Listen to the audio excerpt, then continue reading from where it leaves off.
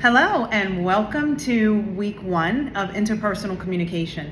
I am your professor, Professor M, and I'm going to give you chapter summaries each week because it's so important that when we are together face-to-face, one-on-one, mano-a-mano, or grupo-to-grupo, that we are talking about how to apply these intricate and important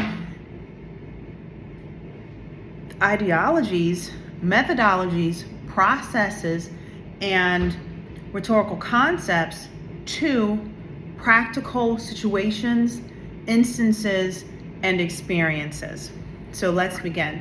Chapter 1 of interpersonal communication discusses and talks about the intro to interpersonal communication. Now, our objectives for week 1 is to understand communication, distinguish between communication and interpersonal communication, identify the principles of interpersonal communication, as well as adopting a lifespan approach to interpersonal communication.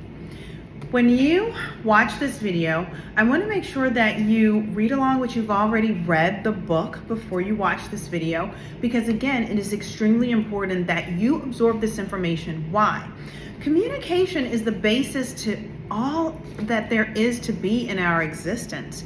The way we build relationships, the way we build careers, futures, families, nations, communities, the way we build economies, democracies.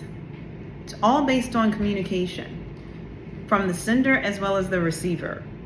So when we diving into chapter 1, we want to first talk about understanding communication and what communication is. Communication has been defined in our textbook as being derived from the Latin root commune, which means to share. Definitely broad, communication is the sharing of thoughts, ideas, feelings, and information with others.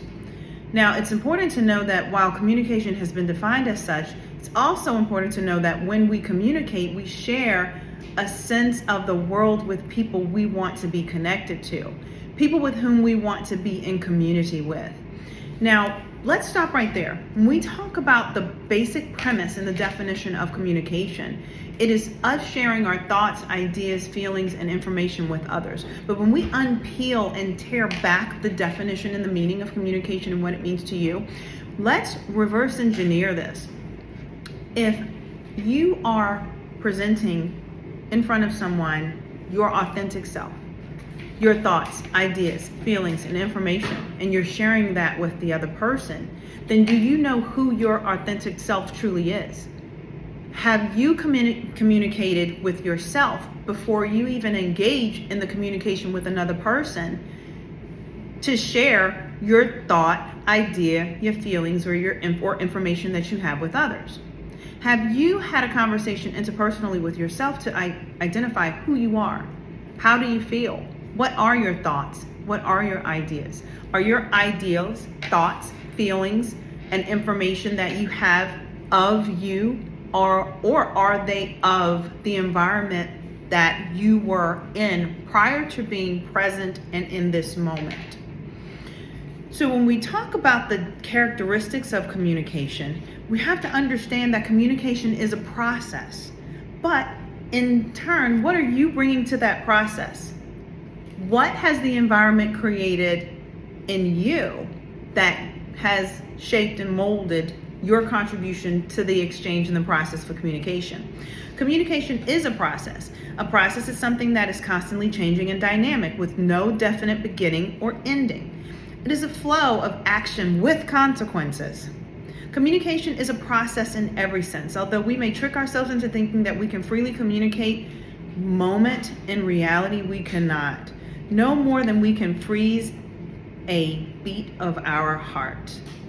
This is an interesting concept when we talk about the process of communication, because if you have read ahead, chapter 1, the process of communication is contrived of a sender and a receiver, the receiver and a sender, and they are exchanging thoughts, ideas, feelings, and information with each other. But even then, we've paired back that communication that you have with yourself, yes? And that how that communication shapes your thoughts, ideas, and feelings and information with others. So Then we talk about human communication. We talk about the importance of communication with our animals and our pets and our objects in our space, our home, our plants. Everything has energy and is worthy of being communicated with and to. So when we talk about human communication, it is uniquely symbolic. Let me go back. I said communicating with the house. Have you ever noticed that once people move out of a house, the house begins to fall apart and disintegrate? That's science, that's energy, that's quantum physics, that's some other realm. It's not communications, but do know that every structure has energy, and the exchange of it is communication as well. So, of course, you can't physically communicate with the house, although when the door breaks, you may hear your parents say choice words to the door. But do know energy travels and it carries, and for the purposes of this lecture and this conversation, energy travels in your communication. It is a process. And so when we talk about human communication being extremely and uniquely symbolic, we learn in the book that we have a keen reliance on symbol systems in communication.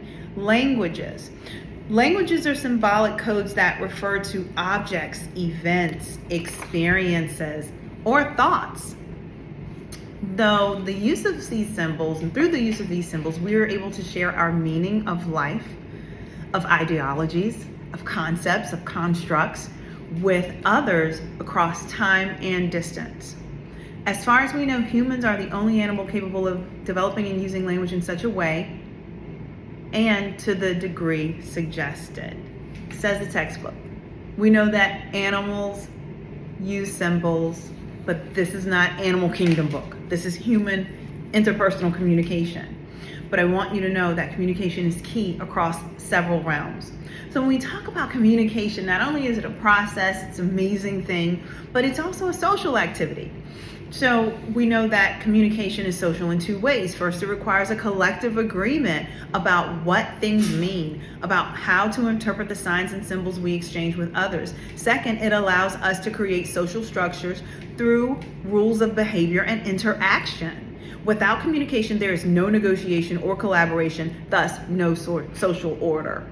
Now, interestingly enough, when we talk about communication being a social activity, it depends on the culture as to whether communication is a social activity, particularly if you're having an exchange with your parents and culturally your opinions, your voice isn't heard, doesn't matter. I know growing up in my house, I actually was heard because I raised myself. My mom was a single mom, and a lot of my conversations were with me. They were with my siblings. My siblings and I, we raised each other, so to speak. And so, conversations and communication went like this. Eat your broccoli. The broccoli looks like trees. Eat your broccoli.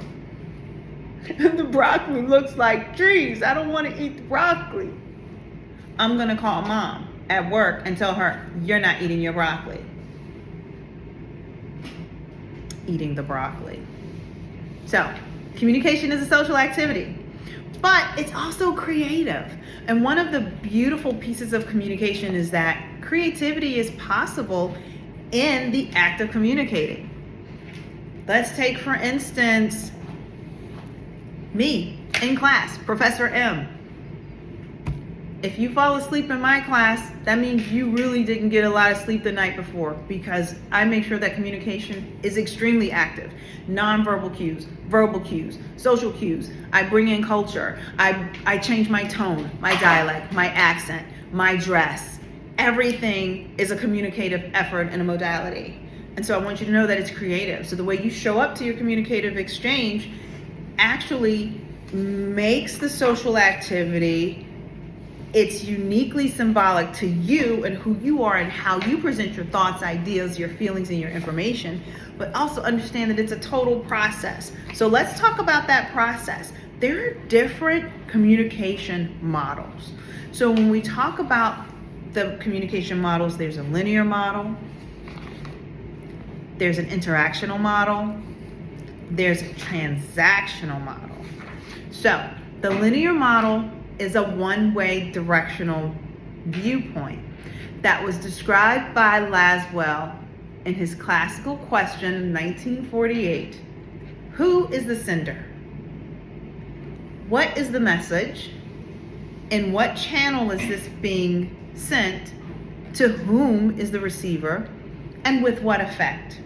When we think about communicating one word, when we say one word, we don't think about the breakdown and the dichotomy and the importance of the mechanics of the process of communication. So we're not going to spend a lot of time on the communication source, because this is interpersonal communication. It's what you bring to the table in the exchange of conversation as a sender or the receiver. But do know that the one directional view consists of the sender, the message, and the receiver. In the middle of that is what we call noise. And when we are in class, and we were in class, we talked about the different labels and the different characteristics of noise, how noise appears in a communicative exchange. Noise is not only what you bring to the process of communication, but it's also external influences, internal influences, your culture, your beliefs, what has made up your environment of experiences up to this moment of communicating in this moment. For instance, right now, what has made up my communicative exchange in this moment took place 5 minutes ago. Because as we experience life, we are evolving. We're evolving. So my communicative exchange is getting coffee, okay?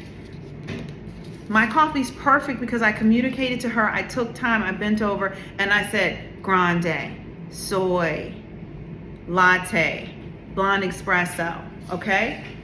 Prime example. I had another latte somewhere, but I think someone took it because they knew I was going to drink it. But that was an iced.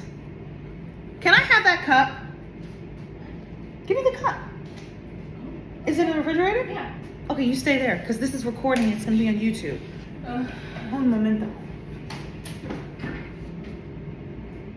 So, when we talk about communicating, the sender, the noise, the message, the noise, the receiver, hey, I ordered this latte as well, okay? And I leaned over and I said, grande, soy, light ice, blonde espresso, vanilla. Somewhere in that order,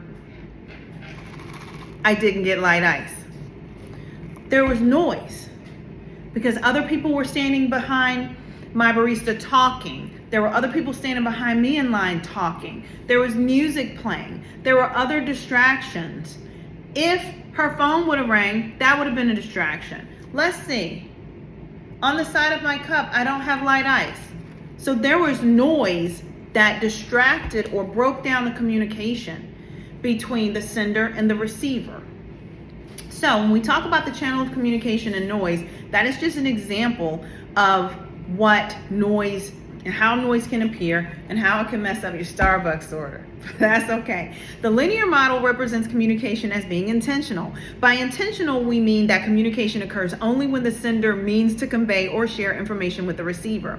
Interestingly enough, in this model, if the sender means to communicate impatience by tapping his finger loudly on the desk and the receiver hears the tapping and understands it's a sign of impatience, then communication is occurring. Now, this is so great because Amira in our class talked about the importance of labeling. And I love this because labeling is subjective, is what we're learning here, right? So, tapping. If someone feels that tapping is a sign of impatience, it could mean something else. It could mean that I'm sitting in class and I have earbuds in my ear and I'm tapping because it's the beat of the music. And I'm just pulled away from the moment and I'm enjoying the music in my ear. It could be that I've got the rhythm. I don't know if you can hear that. But if I'm in class and I'm like this, it could be a number of things. It may not necessarily mean that I'm impatient. It could mean that it's my nervous habit and that's what I do. It could mean that I need to get my nails done. It could be that my nails are flawless and they don't flake. And I'm like, my nails look good today. It could mean a couple of things. So even when we talk about communication, even from a rhetorical concept and a construct and a standpoint of me even introducing theories and concepts to you, they're ever changing, because what was meant in communication yesterday is ever changing, and it may not mean the same thing in communication tomorrow. So just understand that in a linear model, that's intentional, and noise will come in and can disrupt things. When we talk about the interactional model, my friends, here we're talking about a sender, the message, the receiver, and the receiver responds back. Now, mind you, now things get a little complicated and they get kind of tricky, because you have the sender using their thoughts, ideas, and their feelings, and they're sending that over to the receiver. But it depends on how the receiver takes it. Does a receiver take the manner in which they communicated and processed it to be a good exchange or a bad exchange? Now, of course, when we think of the sender sending the message over to the receiver, we know there's noise. Then the receiver sending the response back to the sender, there's noise. So this channel of communication is interactional, and it's ever flowing and it's ever changing. Now, when we think about understanding too that the two-directional view represents communication as the alternating sending and receiving of messages in a series of turn-taking moves. The sender encodes a message and the receiver decodes the message and gives the feedback, and the original sender then adapts to this response and creates and sends another message. So when we think about the transactional model, it represents communication as a simultaneous process between the senders and receivers, which is truly what we understand communication to be. If we are taking in nonverbal social cues, we're understanding the cultural presence of the person in front of us, and we're recognizing that their verbal, their tone, their voice, their inflection, their attention. Are they attentive, or are they looking at something else? Are they talking with you, and while I'm having this conversation with you, I'm putting on my hat and I'm looking at my watch because I know it's time to go? Like, am I doing that in the middle of a conversation? Because if so, then you're getting a different message than me really making you feel like you're a part of this conversation and I really do truly care. But do understand the transactional model represents communication as a simultaneous process between the sender and receiver that ever goes. It's interchangeable. It never stops. It's continuous. It's simultaneous. It's the sender and the receiver. It's back and forth. It continues until it ends, right? But also think about it. When that conversation ends, do we walk away from that conversation being the same person that we showed up to that conversation as, or do we walk away from that conversation being a different person? What we hope in the communication process is that that method and that piece of communication grows you as a human, and it serves your needs and your goals and your objectives as having a good day. What does a day mean to me? My goal of being a great student, my goal of being a great friend, husband, wife, spouse, partner, mom, kid, teenager, adult, friend, employee, all of that. Did that moment in time serve you to make you a better person and helping you reach your goals and helping you grow and evolve? So when we talk about the importance of interpersonal communication, we have to understand that we define interpersonal communication as the transactional creation of meaning, either intentionally or unintentionally, within a didactic social relationship. Unpacking that is fun. Now that we know what communication is, what is interpersonal communication, and how does that impact our assets that we bring to the conversation. Next video, next conversation, communication, we're talking about interpersonal communication.